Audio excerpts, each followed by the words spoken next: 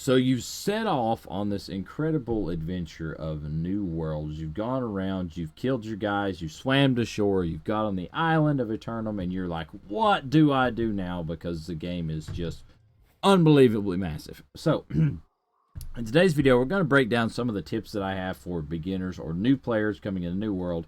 First of all, biggest number one tip I can give you is just take in this gorgeous world sometimes. Look at this thing. It's incredible how beautiful this game is, how well it looks for an MMO. I mean, let's go ahead and let's do this. Let's go ahead and we're going to turn off the HUD here just so you can get a visual example of just how gorgeous this game is. And I'm running it on medium settings at 1080p. Beautiful, beautiful game. Love the graphical design of New World. Now let's go ahead and turn everything back on. Now let's talk some more about this stuff here. So, you open the map and you're faced with this crazy monstrosity, and you're saying, what in the world do I do here? Well, let me just show you. Okay, this is Everfall. This is where you're gonna, let's see, Monarch Bluffs, I guess, is where you're really gonna start. This is the beach you land on, and you'll notice that these are fast travel markers, and I did this quest before they added all this, but these are fast travel locations, so you can look and see here. This is where you find these little outposts, and it's like a Ubisoft game in that regard, I guess. You find these little outposts, and you can fast travel to them. I recommend when you go to a new area, you fill out as many of these as possible because they're incredibly useful. You see, I haven't done but just 2 of them in Brightwood, but they're very useful areas, and we're going to close this. Very useful things to do is fill in those. You can only fast travel from a city, so once you, or another fast travel node. So like I can travel from this node to any other. It costs you some little bit of the Zoth, okay, so it's going to cost you a little bit of that. You just get it, don't worry, you're going to pretty much stay at the Zoth cap all the time unless you just do nothing but fast travel, but it's capped at 1,000. It's going to cost you a little bit depending on distance and things like that. But you can see that we can travel from here, we can travel from a settlement to basically any of the fast travel nodes you have unlocked, so I can travel to anywhere in the world that I had unlocked at the time. Of course, on this character I don't have all that much of the world unlocked, but moving on to the rest of the map, you can see that there are different little locations here. These are named locations, and these question marks are those landmarks. So if you want to explore even further, you go to these question marks, and that'll, you know, pull up a name location like this Corlo's Mine, or like the East Brightwood Watch, different things like that. If you go down here and look, all of these markers are quests. So these are different quests that I get, different side quests that I can take on and do. Of course, I should do, but I have not done. But, you know, different side quests. You can get lost on side quests. This marker here is just a quest marker for a quest I have active, and different things like that. This is a quest marker for quests I have active. The map can be a quite confusing element of this game, and it's a very, very big part of the game is, you know, filling out some of these map locations, doing all stuff. It'll tell you also like where there's infestations of the corrupted, which you're not going to worry about for quite a while into the game. It'll also tell you what faction controls what area. You can see here, here's a faction. This is, and the names always slip me. Let's see. What I know, there's the Marauders. This is pitiful. Okay, so there's 3 different factions, but the names always slip me. All right, but the factions are always at war, and at different times of day. You can see there's an upcoming invasion here, upcoming war, upcoming invasion. So different times, and the factions control different parts of the map. So later in the game, you're going to pick one of the 3 factions. It's not really a huge issue early in the game, but as you get to around level 30, about where I'm at, you're going to pick a faction and settle in, and you can participate in these faction war PvP zones and different things like that. The big other thing I want to talk about the map, we'll get off the map, is this territories function right here. So this is your standing in different territories. As you gain experience in a territory, you level this up. And be sure you get to pick a different buff from different things like that. So it can be more storage, it can be more XP in an area, different things like that. So make sure you pay attention to this as it changes over time as you gain experience in an area. So this is like your little territories here. So as I gain experience in Brightwood here, this is going to go up. And so it's going to allow me to pick new perks, new things to do. So that's something to keep in mind. Now I want to talk a little bit about the attribute system. So these are the points that you get as you level up. You get attribute points, and you can take those points and put them into these things here, and you see that this line is blue.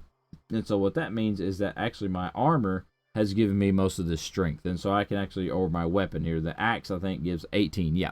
So I can go over here and see what I've got equipped, and it shows me how much strength it gives. Or I can go over here to my character and look at my armors here and see what it gives me. So you see this one gives me 7 constitution. This one gives me 11 strengths, 3 constitution, and 8 focus. So just various armors and sets do various things. The axe gives 18 strength. So if we go back now to the other page, so you access this by pressing K. This is what you get points in as you level up. You need to pay attention to whatever weapons you're using. You see I have a great axe equipped and a bow equipped. So I've got points in dexterity and points in strength. Whatever weapon you're using, you want to have points in because that increases your damage. It's also a good idea to put points into constitution because that increases your maximum health. Now, depending on what you want to gather, like for instance, this strength increases your mining speed. You want to pay attention to that because that the first little bit of a note here, which is 25 points, increases the speed of one gatherable. Strength does mining, dexterity does skinning, intelligence does harvest speed, focus does chance to catch larger fish, and then constitution does logging speed. So you're going to want to pay attention depending on what the gathering skills that your trade skill you level up. You're going to want to pay attention to that to see which one of those you want to put points in as well, though it's not as important. But the attribute screen, it'll tell you right here how what damage scales with what. So you just have to pay attention to this, and there's a little like pop up here, and it'll tell you what each of these weapon types are. Make sure you're putting points into the type of weapon that you're using. Now, as for the weapon mastery tab, so this is where you put skills. This is your, so there's not any classes in New World. New World is a classless MMO, and you gain skills by leveling up the weapons. And so, for instance, if I go here to the musket, I don't have any of this stuff unlocked, but as you get XP, you level up and get points. You can see here, if we go back to something I do have unlocked, like the bow, you can see I level it up, and I've got all these different, these are abilities, so the big squares are the abilities, and then the smaller circles are the buffs, so different things like that. Like this one makes my explosive arrow ability set enemies on fire. If we go to the great axe, I've got one that lets me steal health. It's a life steal ability. So there's various little abilities. It just adds more whirlwinds to my unending winds. Various little abilities. You can build your thing out here. There's a couple different build websites, different things you can do, searching up New World builds depending on what you want to do, but of course that's later in the game. I recommend that you just play a bunch of different stuff and figure out what you like. Also, to note that the expeditions, which are the dungeons in New World, like or if you go here, I think the first one's in Everfall. No, it's in Windsward. Like this first one here, super easy expedition. There's always usually a couple people doing it. You can join up for a lobby. Let's just see if there's anybody.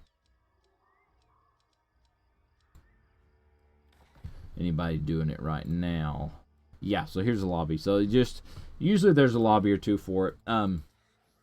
But you go there, you do one of them expeditions, and it will help you if you're trying to level a new weapon. It's really good XP, really quick way to level up a new weapon, and you don't even have to kill enemies with it.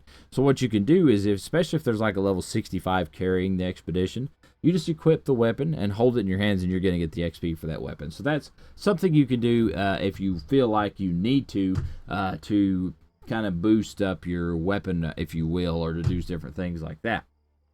So let's see, is there anything else we want to really cover? This is just a really basic overview, and I'm going to probably have to make this a series to be able to get it all. Also, there's a fully fledged camping system in the game, but I think the game does go over that, where you can build a camp. Here, I'll show you. And then this makes it where you respawn. So this is super important. Place this outside of areas where you're going to be having trouble or going to be running into issues. You place the camp, and then you get to respawn there. You need to make sure to be able to recall an ends and all that sort of stuff. Also, it's also an important thing to note. Once you get to the level that you can be a bard and play music, right? So here you go. I'm in the music menu. If you go down here and select a song, doesn't matter what song. We'll do Winds of Autumn, or let's do Windsward Inn, okay? The guitar.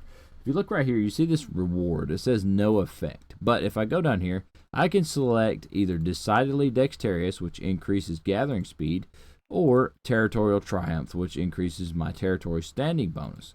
And so now, if I was to play this song, I get a buff, and I'll show you where it shows up on the screen. I'll get a buff, which is And actually, I don't have one active right now. But if you play that song, you get that buff for an hour, and it'll show up above your health bar. I'll go ahead and activate a different buff here so you can see. It'll show up right there above your health bar. It'll be 1 hour of whatever you choose. So always make sure that you're playing that on kind of cooldown, or if you go and listen to a bard in town, if you don't have that ability yet, chances are they've got a buff selected, and it's just an extra little buff. You know, one's like 3% territory standing or gathering speed, so it's just a really good thing to get in the habit of making sure that you're buffed up at all times, and that's a really useful thing. So I think that's about it. We're going to wrap this video up here. It's getting a little bit long-winded. If you did enjoy today's video, be sure to drop a like, tell me what I can do different, subscribe. Oh, and if you're new here, I also stream on twitch.tv/HamboneYT for those of you interested in dropping by a live stream. That link will, of course, be in the description below, as well as on my YouTube channel. Thanks. Have a great day. Hope you see you in the next video. Bye-bye.